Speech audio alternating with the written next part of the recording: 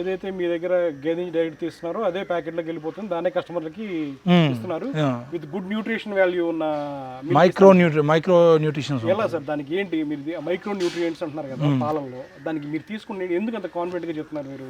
అంటే మీరు ఉన్న పాలల్లోనే మైక్రో న్యూట్రియంట్స్ కానీ పోషకాలు కానీ ఉన్నాయి అంటారు. సో దాని గురించి మీరు చేస్తున్న కేరింగ్ ఏంటి గేదెకి? ఏంటి అంటే ఎక్కడ కూడా మనం సెకండ్ క్వాలిటీ ఫీడ్ కానీ ఫుడ్ కానీ వాడం. ఓకే.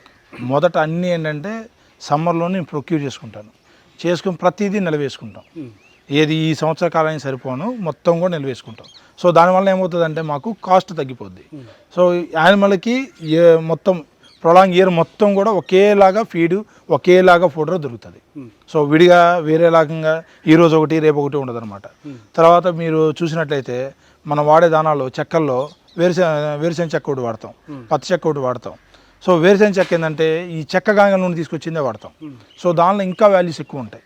ఎప్పుడైతే సింపుల్ లాజిక్ ఏంటంటే మనం వేడి చేసాము అంటే ఏదైనా సరే వేడి చేసాము అంటే దానిలో న్యూట్రిషన్ వాల్యూస్ తగ్గిపోతాయి. అది లేకుండా మేము చేసుకుంటూ ఉంటాం. ఓకే. దానివల్ల ఏంటంటే మాకు ఎక్కువ గ్యారంటీ నేను స్టాండ్ బై ఉంచుకొని చెప్పగలుగుతాను అనమాట. ఏ మైక్రో న్యూట్రియంట్స్ ఉంటాయంటారు పాలల్లో? మనకు కావాల్సినవి మన మెగ్నీషియం కావచ్చు, కాల్షియం కావచ్చు, బోరాన్ కావచ్చు, విటమిన్ ఏ కావచ్చు, D3 కావచ్చు, C కావచ్చు, అన్నీ కూడా.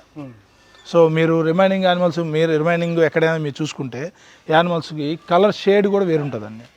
ఎక్కడైతే జీరో గేజింగ్ అంటే ఏంటంటే లోపల స్టాల్ ఫీడింగ్ ఏదైతే ఇస్తామో వాటన్నిటి ఏంటంటే పాలిపోయి ఉంటాయి అన్నమాట. D3 డెఫిషియన్సీ వాటిలో ఉంటాయి యానిమల్స్లో. కానీ మా యానిమల్స్ ఎక్కడ మీకు D3 డెఫిషియన్సీ ఉండదు. తర్వాత కలర్స్ గురించి చెప్తారా? కలర్ D3 డెఫిషియన్సీ చూడండి, ఈ కలర్ చూసారా ప్యూర్ బ్లాక్ ఉంటుంది. ఈ టెక్స్చర్ ఉండాలి.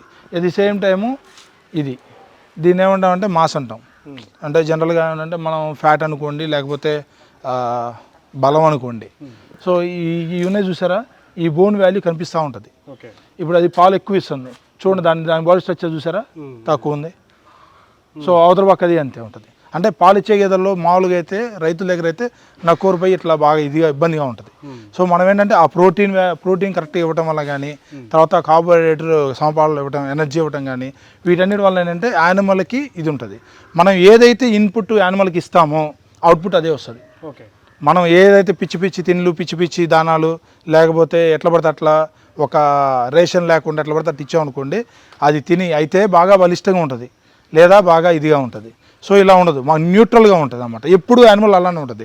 దాని హెల్త్ కండిషన్ బాగున్నంతసేపు మన కింద నుండి వచ్చే పాలు కూడా హెల్తీగానే ఉంటాయి. సో రెడ్డిస్ డైరీ ఫామ్ నుంచి వస్తున్న ఏ మిల్క్ లేదు సార్, అన్ని మైక్రో న్యూట్రియంట్స్ అంటే పోషకాల సంపద ఉన్న పాలు వస్తున్నాయని చెప్పేసి. అవును.